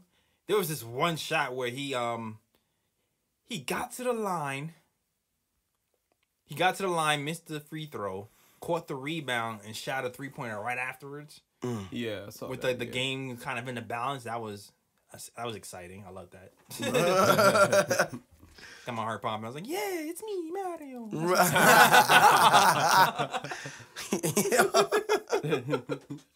And Frank looked good, man. yeah.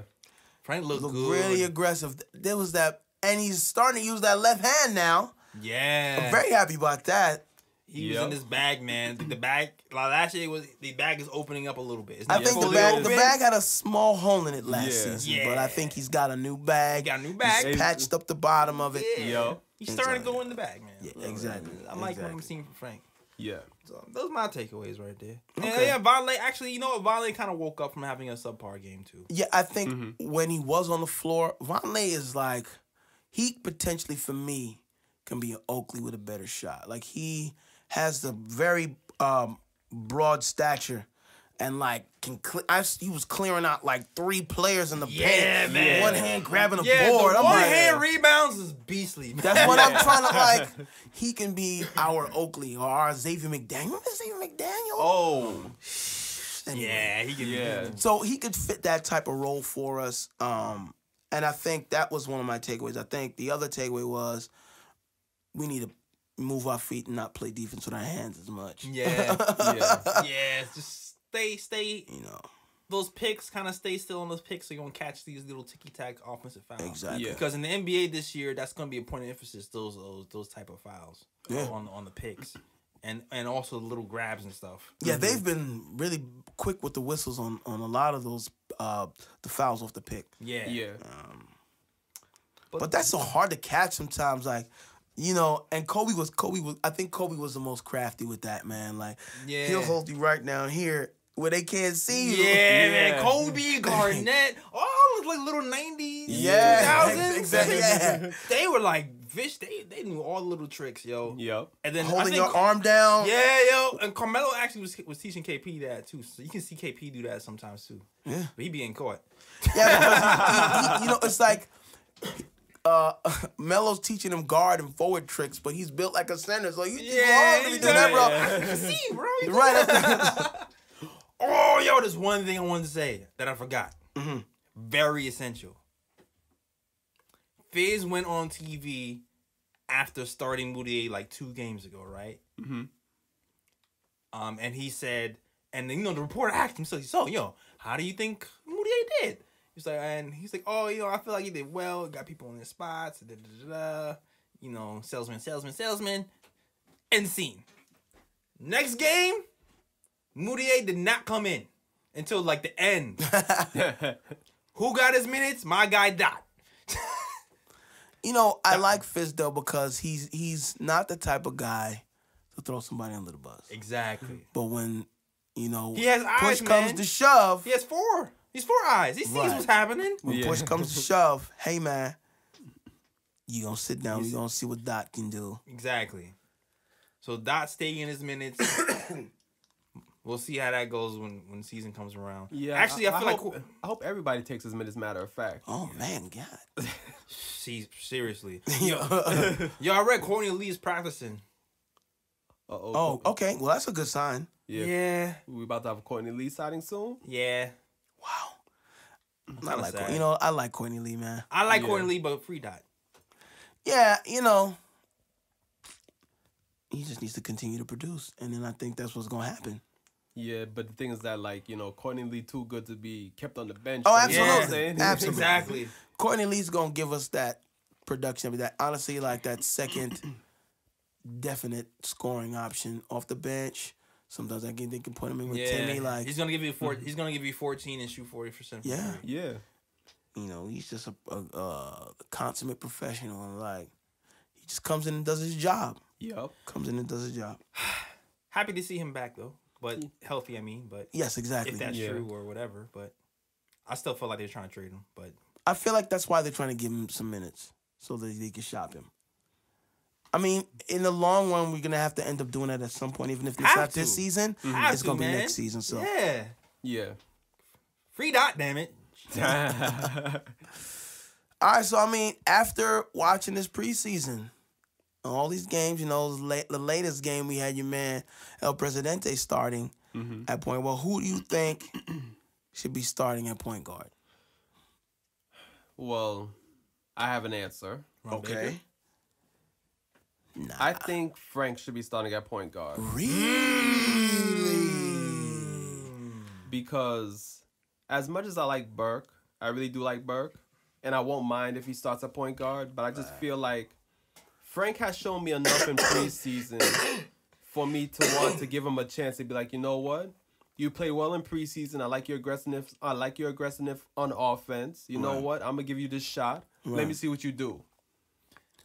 I mean, it's a good argument, but I still feel like Trey should start, man.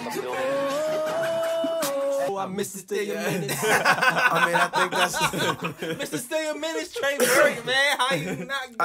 I think that's my vote too, man.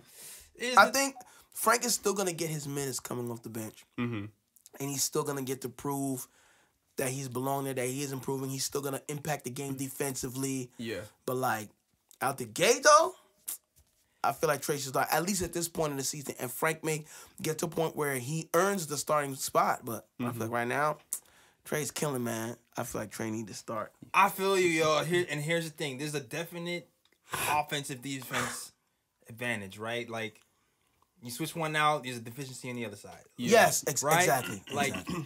Trey, I commend Trey because he seems like he's picking up his defense. He's picking up people full court, and trying to make it harder. But he's going to have problems against taller guards. Yeah. And I think that's where Right. he tries to use his quickness advantage by picking Right. them up earlier. Yeah, just being Disruptive, yes. Right. Frank, he can pick up he can do that. It won't be as much of a liability. But he still isn't, to me, completely comfortable running the team in, like I said earlier, the point guard spots, top of the key situations. When it's a fast break or something like that, are you gonna be able to drive the ball and force the issue, then kick it out? Or you're gonna try to do a move and get by a guy. Right. I've seen a little bit of that in the summer league. I've seen him be very successful in preseason in the wing positions. Like if you Yes. like if you look at all the stats and you line up everybody's stats, statistically, Frank has done better than all the point guards. Like shooting wise, shooting percentage wise, of course. Defense, of course, like steals, Yeah. blocks, he's done better.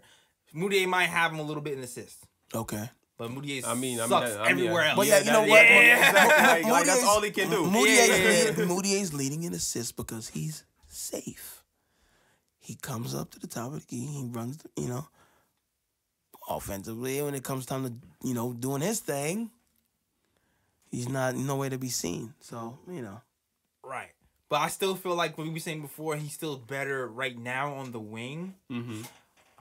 I actually want to see him play the lead guard more. And I feel like a lot of it is there's only 4 preseason games, so it's not enough to like get a fair assessment of how can he run the point guard. Yeah, right. Point guard. Right. How can we get him comfortable running point guard? Yeah. Right. And a lot of it is like Fizz playing him off ball so much. Like, you know how Fizz was saying, let's play positionless basketball. Yeah. And you know what? Whoever gets the ball pushes it up the floor. Right. I still feel like sometimes Frank will get the ball, and he'll look for Burke, or he'll look for he's trying to for Trier I and think, have them push up the ball. Yeah, but and then go to the wing. I think that's a matter of him again getting comfortable. He's passing the ball to somebody that he knows can handle the ball under pressure. Yeah. Because I still feel like that's one of Frank's weaknesses. Still, like his handle's better, but under pressure, he still be picking up that handle. Exactly. The only time I seen him go after the ball was when Ron Baker was on the floor with him. Then he was like, all right, give me the ball. He said, no, I got it. I got it. But you see, like essentially, like I would rather see Burke and Frank together in the backcourt because I feel like they would work well. But the thing is that if you have Cantor starting and you have Knox starting and you have more than likely, the defense, you got Cantor, you have Knox, then you have Frank, and then you have Burke. Then you have that slot open, and then it's like, who you gonna put in that last slot? You know, more than likely Tim Hardaway Jr. is gonna command a starting position as well. So like, do you really want Hardaway Jr. Hardaway Jr. Cantor, Knox? You know, like there's a lot of holes there defensively too. I agree with you, man. That is tough. Actually, that's a very weak defensive squad. Yeah, starting squad. A pick and roll between Burke and Cantor is disastrous. Yeah. Yeah. Oh, we can't even forget about Lance because Coach Fizdale already said Lance is gonna start. So it's like, Lance to make him dance. So it's like if you put Frank and Burke in the backcourt, then Hardaway Jr. is gonna be the one left out because you're gonna. And they're not gonna do that. Yeah, exactly. So that's why we're in a rock and a hard place. Yeah, it's gonna be Burke and Frank fighting for that spot. We're gonna be down offense or down defense either way we go. Yeah. So that's why I'm. And I rather start the game shooting. You know, I rather start the game, with a strong offensive punch, and then have him come off the bench defensively, get some stops, and secure whatever lead we have. I will say I feel like it's not gonna happen, but I will say pull the plug on this Moutier experiment. Yeah. Have Frank play more lead guard. Yeah, I think the Moody experiment is done, man. I think the hypothesis is he can't play. And at least in this league, send him to the G League, maybe get him some reps or something. Or maybe send him to Europe, China. He's been in China. Hey, listen, man. You got a good check right now, Moutier. Rosetta Stone is probably like worth pennies to you at this point. Learn some Chinese, man, and head back over to China, and you have connections over there already. I mean, he can become the new Marbury. You never know. Listen. Even though Marbury is way more talented, but Damn.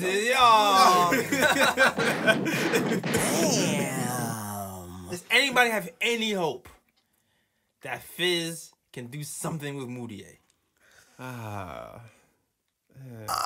Honestly, and I know I'm saying this come from an emotional place, because I saw that documentary. I was like, damn, man, this guy's not that bad, man. Oh, you got Bam. You just watched it's fresh in your mind. I know, right? Yeah. Exactly. He plugs your heartstrings. He's from the Congo. He's trying to make it. You know what I'm saying? He had the finishing music at the end. He was like, it was like watching Lion King. Right. I'm like, damn, this guy should be able to make it. What the hell's going on?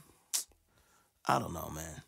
I don't, unless he's like, I don't know. I'm gonna say I don't know. I have 2% faith. I don't.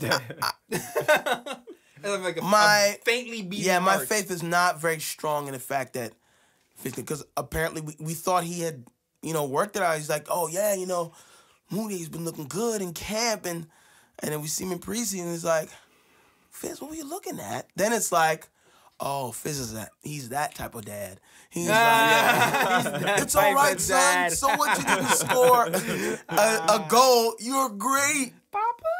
Exactly. You can do whatever you want to do. You know, he's that type of dad. So I was like, okay, so this is what's happening. And now we see Moody. I'm like, oh, man. What was the name that you called him, man? I have no idea what you're talking about. What are you talking about? You know what? I'm going to save it for when Kathy's here. 'Cause I got official backup then. Kathy would say without hesitation, though. Yeah. She would. But you know what? Listen. Her name is Killer Kathy from now on. Yeah. In that case, still. Killer Kathy. KK. Double K. Killer. Oh, man. Oh, man. Okay, so we have 1 for Frank, 2 for Trey. Yeah. Okay. Well, we know With Frank on the heels. I'm looking at Frank, though, like, the moment he's even 50% confident in the offense, started. Yeah. I'm starting him. He Yeah, doesn't even have to be all the way. Yeah. Because the defense, his defense Is that stellar. good? Yeah. So yeah, and his offense is coming along. So yeah, Yeah. I think we are in agreement on that. But I just think right now, I think Trey should start. I mean, since we're talking about players, you might as well just go ahead and evaluate the roster, right? Oh, can we give grades? I mean, how do we want to do this, right? How are we evaluating them, right? What are we evaluating them on? Strengths, weaknesses, or like things that need to work? How are we gonna do it? I don't know. I mean, we could give grades. I guess if you want to give grades. I'm giving grades. Okay, All right, well, so he's then I giving guess- grades. So I guess Ryan has set the bar. You know what? Can I start off with something? All right. Because it feeds off of that Ntilikina conversation. Okay. Win conversation. Keep what you kill, right? Yes. Yeah. Here's the thing. We're in this kind of little weird space where you're saying keep what you kill, keep what you kill. Knox has not been killing. That is true. He killed like the first game and a half, 2 games, and now he's kind of been sputtering. Shooting blanks. Yeah. Right? I'm not giving up on Knox. I feel like he's still going to be an elite player in this league. Yeah. But he has some time to work through that, right? Learning curve. We're looking at our roster, and we're looking at who's been killing. Mm-hmm. Trey Burke has been... He hasn't been... So, yeah, so. Yeah, he's been so-so, but he hasn't... But, you know, he's still, to me... He hasn't been stinking up the place. Yeah, he still runs the team better than anybody else and doesn't Right. do stupid stuff like trip over his foot. Right?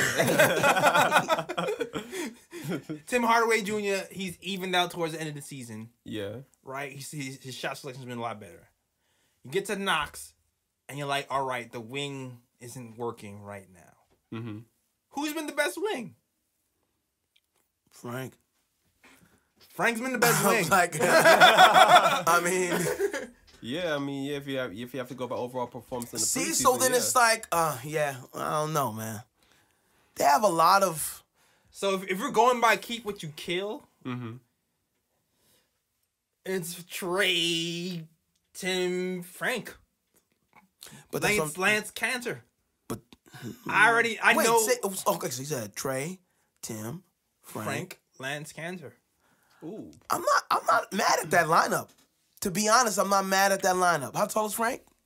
6'6", 6'7". I'm not mad at that lineup. I'm not mad at that lineup. If we talk about positionless basketball, you know, he's stronger. The only thing, even though he is stronger, he's not as strong as some of the other, you know, wings. I mean, physically. Yeah. So that's where the weakness will come in a bit. But It'll be a challenge, but I mean, if we're doing keep what you kill, yeah. I don't think that's what's gonna happen though. Yeah, no. Yeah, nah. But I'm like, if you're basing it off of that, I mean, I'm not mad at that lineup. Yeah. I'm not mad at that. I feel like it's gonna be keep what you kill with some fudging.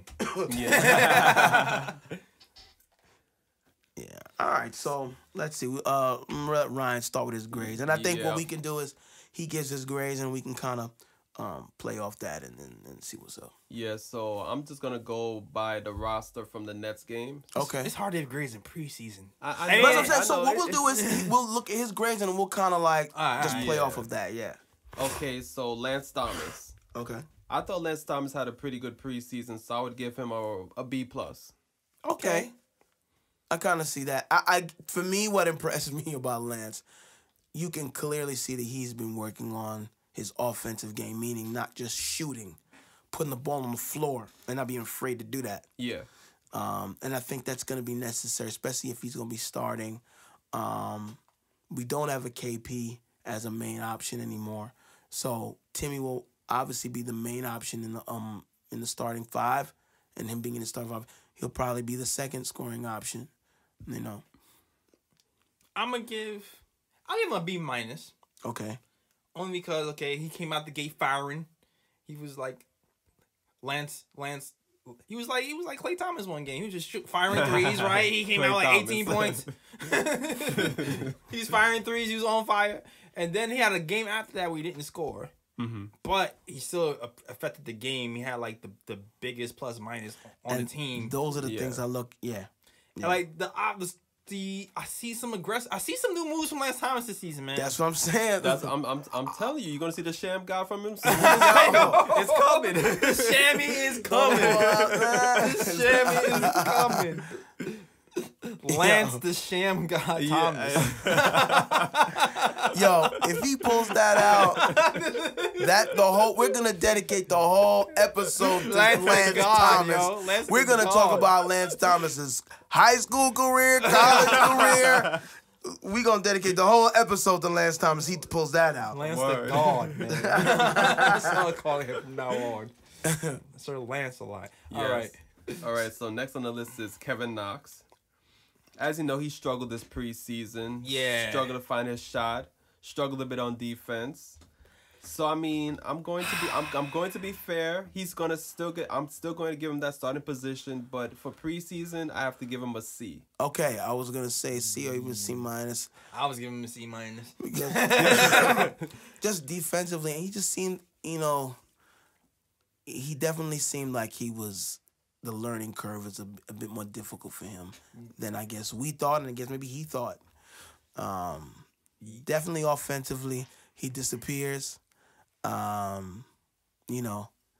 Defensively, he's got a lot of work to do. Yeah. Like that first game he came out, we had a double easy. Yeah. It seemed like the scouting report was like, all right, if Knox leads the break, he's gonna score. He hasn't been able to get those free lanes down the basket after the misses anymore. Exactly. He has to adjust to the NBA game. He has to get better on the defense. So yeah, C minus for me. And I think the league is different from the summer league. Yeah. Very different from the summer league. Like, you getting a different caliber of player. In the summer league, they're trying to see, every team is trying to see, okay, who fits, who's trying to earn a spot. Now you're playing against guys who've been playing in the league. Them lanes ain't gonna be so open. Mm-hmm. Yeah, it's comfortability too, yo, because bro, I was watching some of the highlights from the Lakers, the Knicks Lakers game, and this dude was cooking from the top of the key, launching 3-pointers, all net, back to back. And I'm just like, yo, like the shots he was hitting was more difficult in summer league to me. Yeah.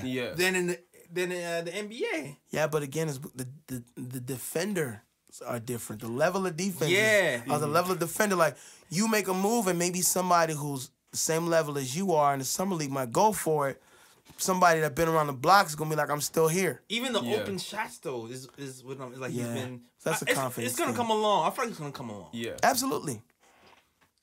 Okay, so next is money making Mitch Robinson. Money making Mitch. Okay, so overall, I do like Mitch Robinson's awareness on offense when it comes to driving to the basket, off of picks and things of that nature. I do like his activity on the boards. He's pretty active on the boards.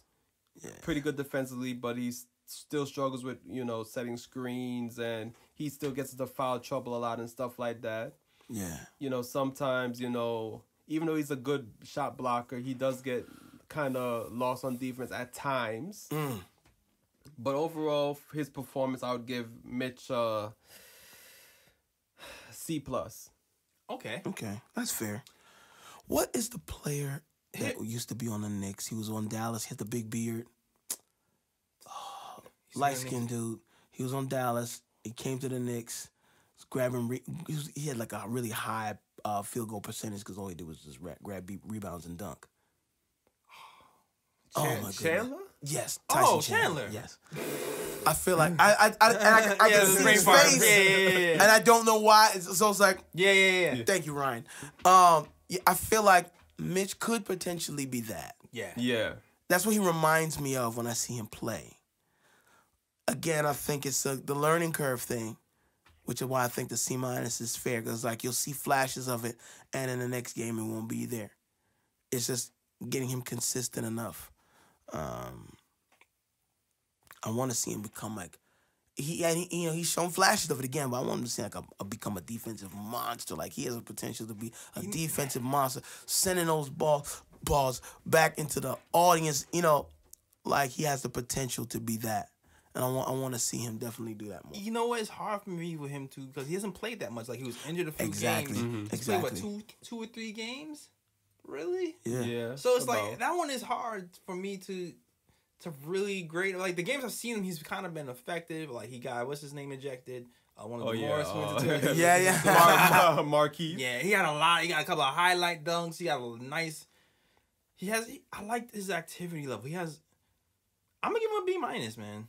Okay. I'm gonna give him a B minus. I like his activity level. I like he's blocking he blocked 2 3-point shots. He's blocking shots. He's active. He's very active. Very active. He's still raw, but that's what, and I think for me that's what it is. And you can see where the rawness. I think sometimes not defending the basket, but like position defense, pick and roll defense. And I feel like with all the young guys, again, playing the lanes, like he's got enough of a reach where he should be getting steals easily, being a little more disruptive on certain plays. Yeah. But I think all those going to come with time. I'm going to say B minus. Or you can see an A. I don't know. But I'm going to say B minus. Okay, so next on the list is Ron El Presidente Baker. I feel like with Ron Baker, it's the same. Like, great activity on defense, great hustle. Offensive game still needs to come around. But I think overall in the preseason, he did okay. So I'd give him like a C. Like an average grade. Yeah, I think his offensive game is what it is. It ain't going to get, and you're not going to get any worse, any better. Right? You're going to get, a couple of baskets, depending on how many minutes he plays. But you're going to get hustle on defense. Yeah. So I feel like he hasn't gone down. And, after his injury, sometimes after injuries, your play falls off. He hasn't fallen off. I mean, he hasn't upgraded. So I'm going to give him a B because he's consistent, Yeah, so I'm fighting between C plus and a B. Because I felt like the end of the games, he's kind of needs to be going on these little runs at the end of the preseason games. Mm-hmm. And he seems like he's a part of it, and he's playing defense, and he actually looked like he was hitting shots. But even in the season, we would see flashes that like he would come. He's like the Energizer Bunny. Like he comes off the bench, he gives you a quick punch defensively, and then he gives you a couple buckets offensively. But then, like when he started, it was just slow. I think he's not the type of point guard that needs to start. C plus. He's the type of point guard that needs to come off the bench. Yeah, like that, So next on the list is Tim Hardaway Jr. He started off the season with bad shot selection. Shaky. Yeah. Defense still needs a bit of work, but I feel like he kind of corrected himself towards the end of the season. He started taking better shots. Yeah. And producing better. Okay. And with my grade, I'm going to take into account that he improved in Okay. preseason. Like he started off slow, but came to the end strong. So I'm going to give Tim Hardaway Jr. a B minus. Okay. I will say That's tough for me. Yeah, I'm going between B minus and B too as well for those same reasons. I want to say a B because for the same reason that you said, there has been improvement in the preseason. I feel like he's getting more comfortable.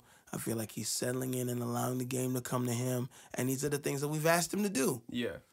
And he's doing that. So hopefully we'll continue throughout the season. So I'm going to give him a B. I'm going to say B minus. Okay. Maybe I'll feel different in a minute. Yeah, and we know if Kathy was here, she'd she probably might give him a strong D. C or a D. I feel like she was warming up to him last episode. A little bit. Yeah. It sounded like it, but because he was producing. But in the beginning, it's like, yo. It was bad. Yeah, was she really would probably bad. give him an F. Yeah, F minus. F for failure. Yeah. F minus and you owe me one. Right. Owe me $1. Yeah. So next on the list is Luke Cornett. Okay. Well, you know, I mean, with Luke Cornett, it was pretty much the same as last season. Like, he shoots 3-pointers pretty well. See, Struggles on the defense. Struggles on the defense. Still need to get stronger. I need to see rebounds, man. Okay, I like that he blocked this shot against Brooklyn and it was a bull. A shot. I like that he got the 9 points quickly. I don't know. I don't feel like he got any better from last year. Yeah, that's what I'm saying. It's pretty much the same from last season. Boards. Which is why I would give him that average grade C. Boards. We need boards. I feel like can't have a 0 rebound game. Nah. At all, man. At that size, there's no way. Nah. That shows you're not trying.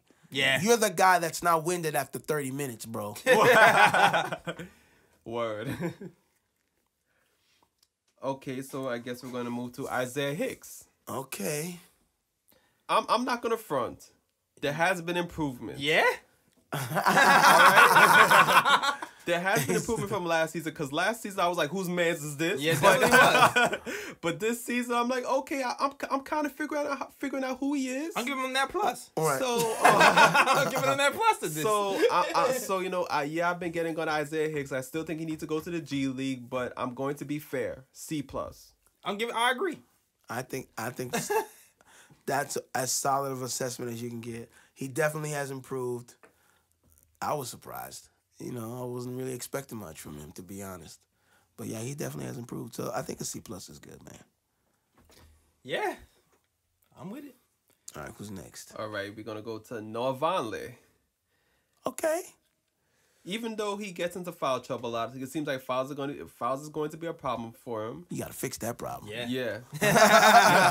I do like the fact that he's kind of a bully in the paint. Yeah. Absolutely. Grabs rebounds. He's not afraid to yam it on somebody. So I think with Vonleh, I wish it was a grade between C+ and B-. I know. I feel like everybody B-. But I guess I'm going to be that teacher that is tough on his students, so I'm going to give him a C+. I'm gonna give him B-.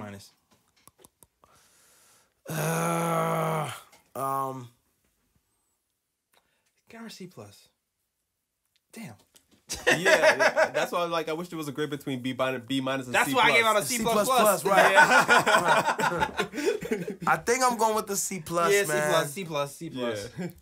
That one game when he got 0 and You 7. can't have that. Yeah, Like, you can't have that, if you're yeah. a bully in a... Yeah, come on, son. That was your time to shine. That's what I'm Word. saying. This is your moment. Yeah. Exactly. The other games he did and that was your time. I mean, Eminem said you got to lose yourself. Like, you know. the music, the moment. Exactly. I think I know who I'm getting my highest grades to, actually. Now I'm thinking about Yeah, I think I know too. But next we're going to Mario Hezonja. Ugh. He started off the preseason really bad. Yes. Defensively, needs work. Yes. Offensively, couldn't find his game until the latter part of the preseason. No. I mean, and that was just still like he's finding it. It's not like it's found. Yeah, exactly. So he's still looking. Searching. Searching. So the fact that he needs work defensively and he's still trying to find his offensive game, I'm going to have to give him a C-. Yeah, man. Yeah. I'm with you on that, man. I was borderline D. I'm like, C-, man. He's not showing me the super in your Mario, bro. You've been regular Mario. You need your mushrooms, bro. Word. Based off of what we were expecting, I was like, I was gonna give him the grade of a D, man. Like he just. It's like all those expectations. What's happened? Yeah, all those drives to the basket. Like, did you stop playing ball over the summer and then just? That's what it looked like. And he just seems so extra confident all the time. You're talking all this stuff. That's another reason why I'm gonna give him that grade of a D, man. Yeah. Damn. All that talk and then I'll give you that minus for that 14-point game, I guess. I get. Yeah. That's what kind of saved it for me. If that was a stinker, then that would have been a D. Yeah. All right, so next we're going to go to Trey Burke, Mr. Steal Your Minutes. Oh, I miss to steal your minutes. That's right. Yes. The history of podcast shows. Yes, and in the future, I will serenade the people again. All right. All right. that's when Trey Burke has a really, really good game in the So regular season. all you ladies out there in the Get Knicks ready. fan world, get ready. Get ready. But I feel like Trey Burke was just his normal self. I mean, yeah, offensively he wasn't as great as he was last season, but it's a preseason, so I'm not going to be too hard on him. Right, he might be like, and I feel like for someone like Trey Burke, I mean, he's showing, again, that of course he deserves a spot, but he might just be on cruise control. Everybody's trying to manage injuries. They got this grueling, these practices, just based off of this fitness, just alone. I can Yeah. only imagine, Yeah. Trey Burke. He's a hard one too. gets, I know. Because I feel like he's underperformed. You know what I mean? Like He hasn't- did, right, he based hasn't off of what been- we saw last season. Yes. In the Yeah. preseason, definitely, if you're comparing, it's an underperformance. But I liked how he picked up his defense after that first game. So, I like how he's running the offense. He's like, when Cantor was there, he was deliberately giving him the ball, picking his spots.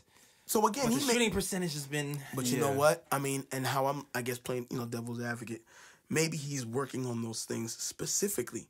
Like maybe he knows his shot's gonna beat her. Maybe he's working specifically on the defense, on making sure that he's, running the offense efficiently. Because preseason is the time for that. You work on your Yeah. weaknesses then. So that might be it. So it's like, That's that hard one. That's that C++.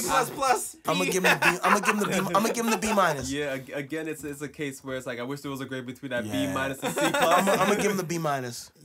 Yeah. Jeez. I'm gonna give him a C plus only because I wanted to see more from him offensively. Yes. In the preseason, that's the only reason.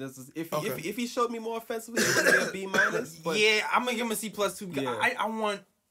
I need at least 1 to 2 games where when you get in like 15 to 18 with a good shooting percentage to get that. Right. Yeah. Right. That was hard. That one was hard. But he's running the team. He's doing all the. That's what I'm yeah, trying to that's say. what I'm saying. That's what I'm trying to say. But he's not in the shot. Yeah. But it's like a trade off. He may be working on things he knows he needs to work on because that's what he did in the G League to get to the point where he is. So I feel like that's the type of work ethic he has. He's like, all right, I'm gonna take this time to work on these weaknesses. Yeah. And so that's why I gave him the B minus. It's fair. Everybody's favorite player, Emmanuel Mudiay. He's gonna get an A plus at stinking up the court.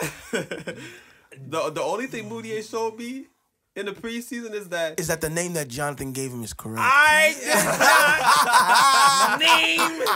not name that man. What did you name him? fantasy name they're thinking about.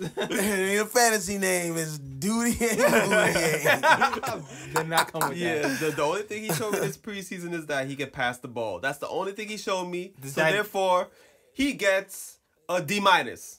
Dang. D. Nah, yeah. That man dead. Yeah.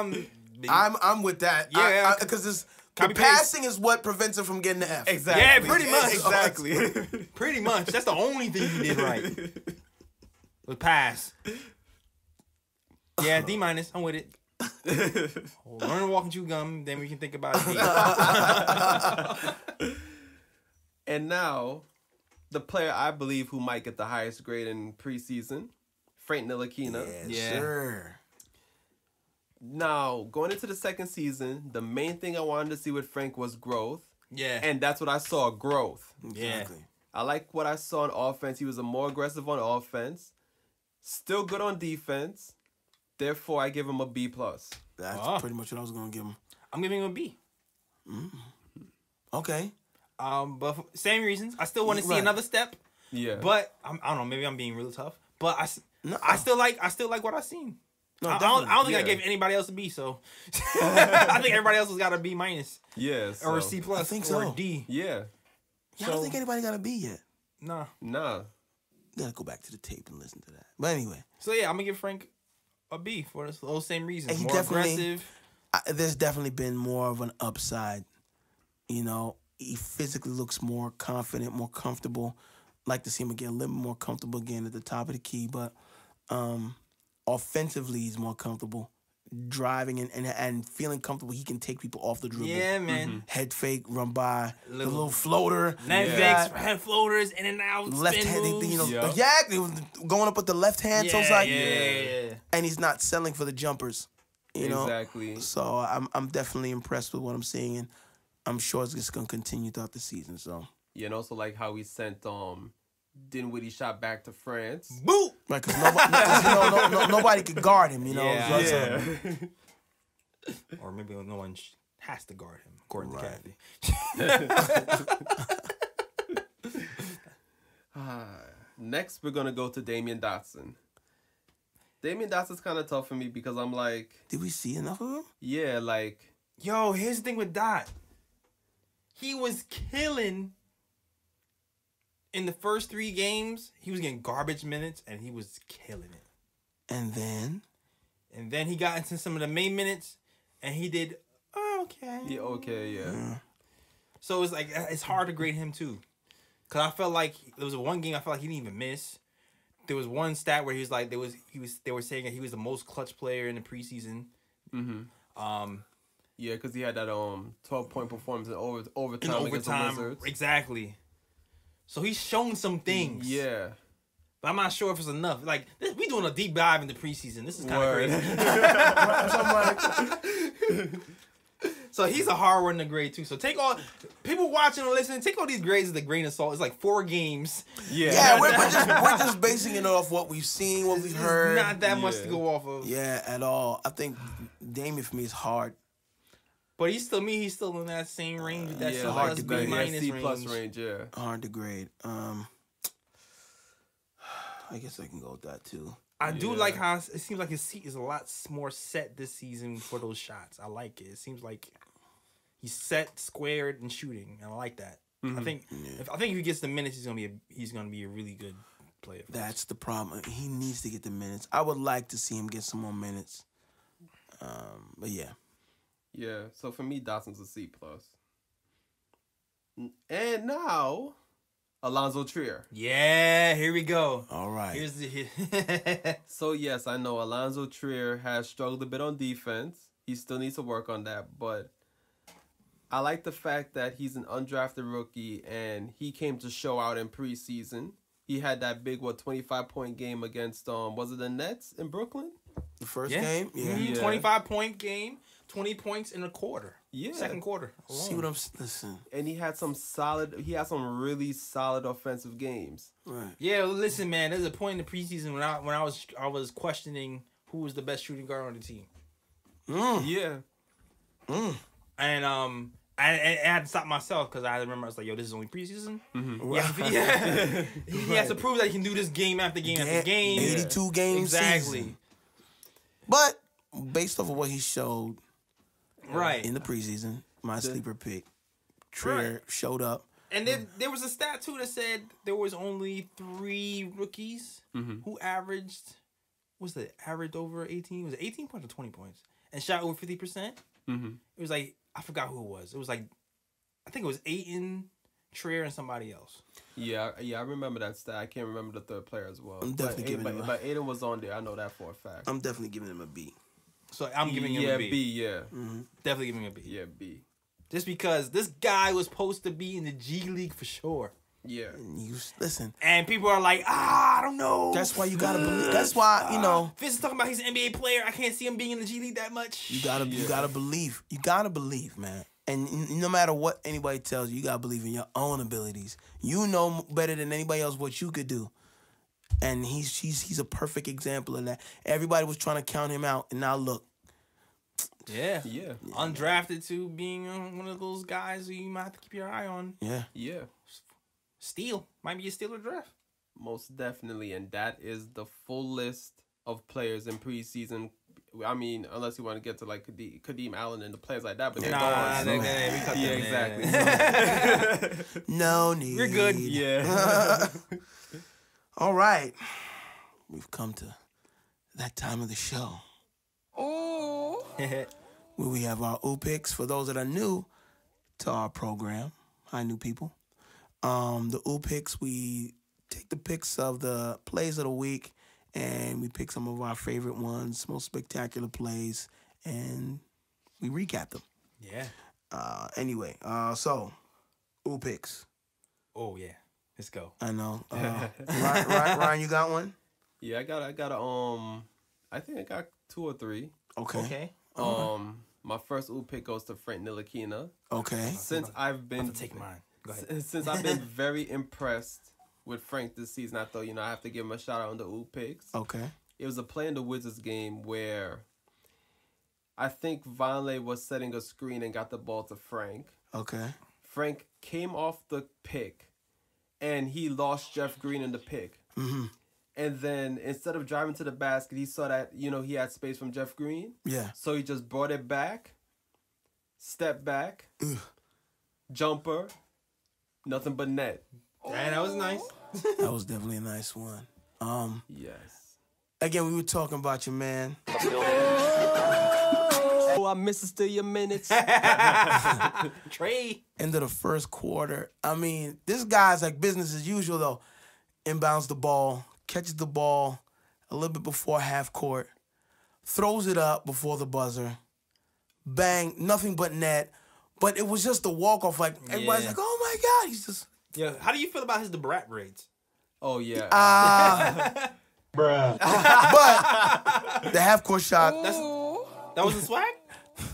I mean... I don't like it. I personally don't like it. I'd rather see the braids, but... Yeah.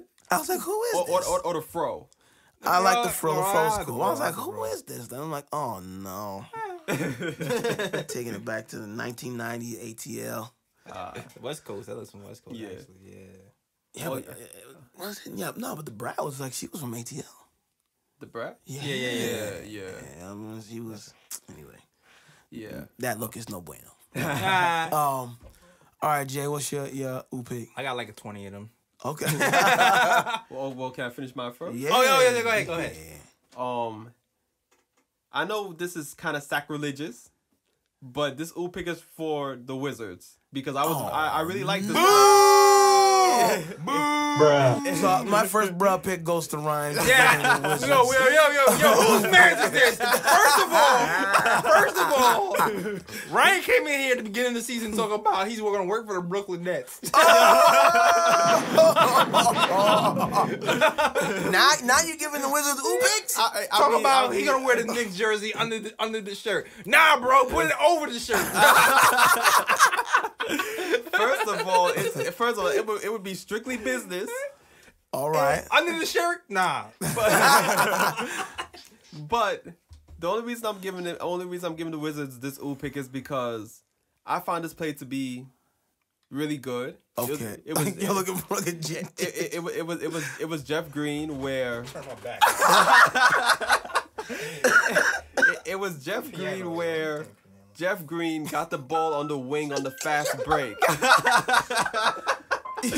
Jeff Green got the ball on the wing on the fast break. He Euro steps past Trey Burke, rises up for the one-handed slam over Alonzo Trey. I thought that was nice. Boom shakalaka! And then you got the sound effects? Listen, man, I got it, Oh my God, I'm getting the arrow shirts together. These man, just arrows both ways, man. Oh, man. And my last ooh pick goes to Lance. But Lance Stevenson, because he's still making them dance with the Lakers. Oh, no. That's all. Okay. Yo, All sound effects off. this mic off.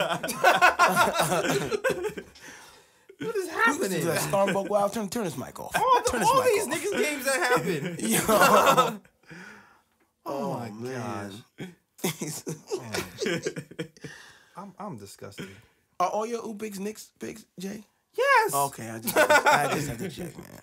Jeez, man. Okay, first of all.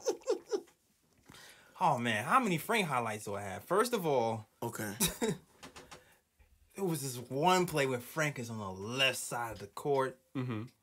And he seems like the game is slowed down, like Neo the One slow motion Matrix on him, right? He drives to the court.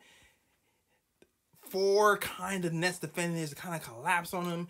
He doesn't really force the issue. He goes to a spot in the floor to get the right angle for the pass for Noah Vonleh. Oh, yeah. For Noah Vonleh. Noah Vonleh catches it, 2 hands, flies in the air, Boom shakalaka! dunks it for the nice ooh pick.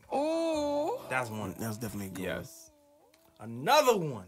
This is one I think Edson thought I was going. He was on the right side of the court. Oh, yes. That's the one I thought. Yes. And he was like a pick and roll between him and Money Making Mitch. Yes, that's the one. Yes. So he says Mitch sets the pick. Frank starts to drive a little bit, then kind of pauses and lets Mitch kind of catch up. Passes the ball to the open space, leads Mitch to the space. Mitch catches it. Crazy. Mm-hmm. He looks around like, where am I? I'm wide open. I'm wide open, and he gathers himself because he's like a little disoriented. Jumps up in the air, reverse dunks it. Boom shakalaka. Yeah, no, that was a good one. Yeah. It was just the execution of the pass was perfect. Dropped it in the right spot. Mitch is like, oh, shoot, no one's around me. Oh, man. Yeah. So good. Oh, man. What else? Oh, and my guy, Super Mario woke up. It's me, Mario. I mean, we lost this game, but it was still exciting. After hitting a free throw and then missing the second free throw, Mario ends up with the ball, and he ends up like 20,000 or so feet behind the three-point line, and decides, you know what? I'm open enough. No one's back here. I'm going to just let it fly. Shoots it, goes in, ends up being a 4-point play. Oh. And Fizz's face was kind of like, well, okay. Like, I felt like before the camera switched to Fizz was like, no! And then it went in, he was like, well, okay, well, it went in, all right. Because that shot was looking crazy, but... All right. Dope. All right. Now, it's time for the bruh picks, where we talk about those Shaq in a Fool-esque situations that have happened. And now this one is usually open up to wherever. It doesn't have to be Knicks basketball related. Yeah. I don't have any particular. I've been sick this week, so but you have any, Jay? Yeah. Okay, and I know bro man has, so we're gonna leave him for last. Yeah. Super Mario wasn't so super this play. No, I'm not even gonna give him the tag. It's just, I wanna I don't know, man. It was a fast break. He was coming down the lane hard. He looked like he was about to do something really spectacular. Oh, no. Yes, okay. Yes. He jumps up in the air, cocks it back. And bang! Sprite commercial. Yeah, he tries to bang it, but doesn't quite reach the rim totally, completely. The ball kind of hits the side of the rim, falls off, and clanks it hard, yeah. Bruh. Wasn't pretty. By yourself. Okay. Yeah, and then I'm gonna give another bruh pick to one of these refs who was reffing in the preseason. Because Knicks-Nets game, we were going back and forth, right? Mm-hmm. There was I'm usually very worried about Luke Cornett's defense outside of the foul line. Mm-hmm. Because usually when he's right under the rim, he gets all those blocks. All you gotta do is stand up. He's getting blocks left and right, which is dope. Mm-hmm. He was at the foul line. D'Lo was shaking and baking him. Gets past him. Luke Cornett meets him at the rim. Blocks the ball to the backboard. Clean block. The ref calls it goaltending. Bruh. Kills our momentum and the comeback. Come on, son. Yeah, those are my bro picks for you. All right. Go ahead, bro man from Faithful later. What you got? Let's see. I don't have any broad picks that is really NBA related. Okay. But I do have broad picks that are NFL related. Okay. And one of them is going to go into the whose mans is this section. Okay. Okay. But I guess the one and only broad pick I have. Okay. Is the New York Giants. Okay. I figured that. Yeah, 1-5. Jesus Christ. Got smacked by the Eagles at home. Yikes. Eli Manning.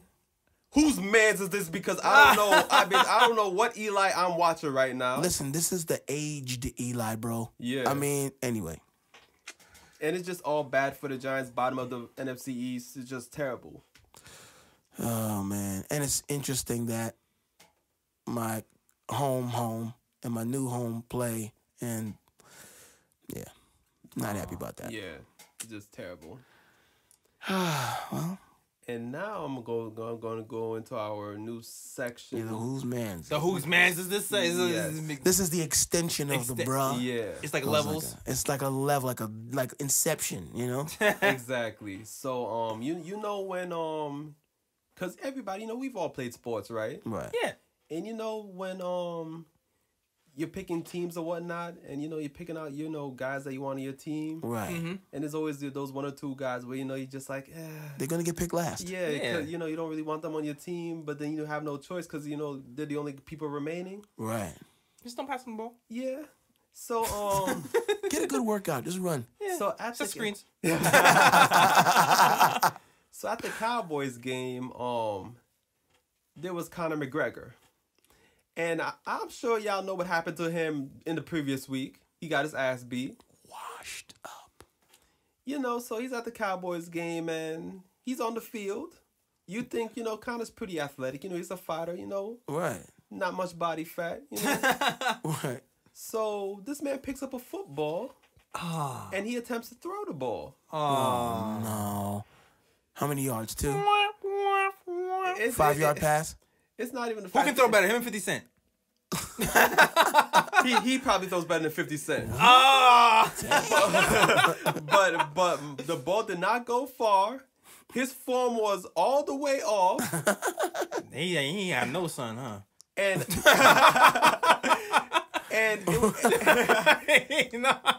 no, he ain't playing catch, huh? I hope you guys caught that. See, hey, you gave him the punchline. I gave it, in case you missed it.